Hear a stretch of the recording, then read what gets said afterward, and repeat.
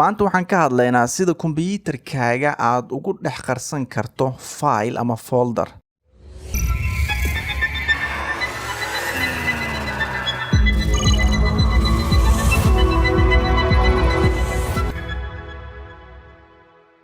Assalaamu calaykum waraxmatullaahi wabarakaatu. Waxaad ku soo dhawaataan janalka Somskills. Maanta waxaan ka hadlaynaa sida kombiyuutarkaaga aad ugu dhex qarsan karto file ama folder. File-ku wuxuu noqon karaa sida sawirada, muuqaalada iyo dukumentiyada kale ee kombiyuutarkaaga kugu jira. Marka si aad file ama folder aad ugu qarsato kombiyuutarkaaga, marka hore waxaad tagaysaa halka uu kugu jiro file-ka ama folder-ka aad rabto inaad qarsato ayaad tagaysaa. Kadib waxaad tagaysaa menu kore midka ay ku qoran tahay file ayaad klik ku siinaysaa. Kadib waxaa kuu soo baxaya dhowr options. Waxaad ka dooranaysaa optionka ay ku qoran tahay change folder and search options. Klik markaad ku siiso waxaa kuu soo baxaya ama kuu soo kacaya panel yar. Panelkaas waxaad ka dooranaysaa taabiska uu kor ka leeyahay. Waxaad ka dooranaysaa midka ay view ku qoran tahay. View markaad doorato waxaad arkaysaa dhowr options oo hoos aad dooran karto ayuu kuu soo muujinayaa. Kadib optionkan oo la yiraahdo hidden files and folders ayaad waxaad ka dooranaysaa midka ay ku qoran tahay don't show hidden files ayaad dooranaysaa. Kadib markii aad doorato waxaad leedahay okay markaad tiraahdo marka waxaad tagaysaa folderka ama file-ka aad rabto inaad qariso ayaad right click ku siinaysaa.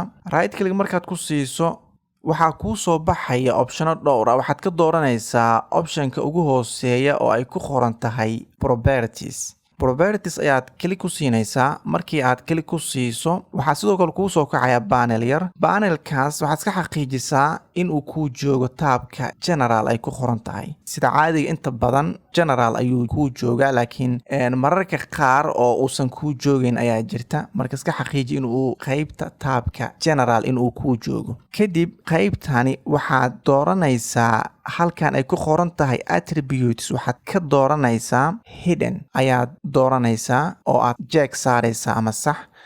Kadibna waxaad leedahay okay markaad tiraahdo haddii waxa aad qarinayso uu yahay folder waxaa kuu soo baxaya message-kan yar oo ku weydiinaya haddii aad rabto in oo folderkaas iyo waxa ku jira oo dhan la wada qariyo ama folderka kaliya leh in la qariyo haddii aad rabto. Marka waxaad dooranaysaa haddii aad rabto in folderka iyo waxa ku dhex jira folderkaas in lagu wada qariyo haddaad rabto waxaad dooranaysaa kan caadiga sida caadiga ku dooran oo ah apply changes to this folder, subfolders and files. Kadibna waxaad leedahay kadib markaad tiraahdo waxaad arkaysaa folderkii in uu qarsamay.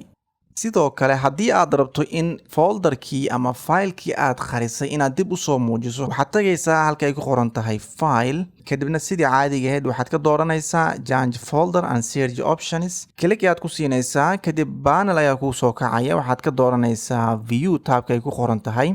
Kadibna waxaad dooranaysaa markaan qaybta oo hidden files and folders ay ku qoran tahay. Waxaad ka dooranaysaa show hidden files and folders ayaad ka dooranaysaa. Kadibna waxaad leedahay markaad tiraahdo waxaad arkaysaa in uu kuu soo muuqanayo folderkii ama filekii aad qarisay, laakiin wuxuu kuu soo muuqanayaa asigoo booraysan. Marka si aad uga qaado boorboorka saaran right click ayaad ku siinaysaa. Kadibna optionada kuu soo baxaya waxaad ka dooranaysaa optionka ay ku qoran tahay properties. Kadib waxaad jeega ka qaadaysaa ama saxda aad ka qaadaysaa halkan ay hidden ku qoran tahay. Kadibna waxaad leedahay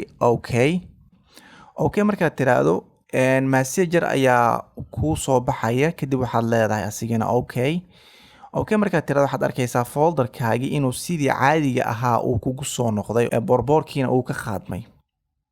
Sidoo kale waxaa muhiim ah inaad ogaato in nidaamkan oo waxa loogu qarsado kombiyuutarka inuusan ammaan ahayn oo aan ula jeedo haddii kombiyuutarkaaga aad nidaamkan wax ugu qarsato uu qof kale kombiyuutarkaagii rabo waxyaabaha aad qarisay in uu dib u soo muujiyo si fudud ayuu u soo muujin karaa. kaliya wuxuu tagayaa qaybka file-ka sidii hadda aan ku soo aragnay. Kadibna wixii aad qarisay oo dhan wuu u soo baxayaa.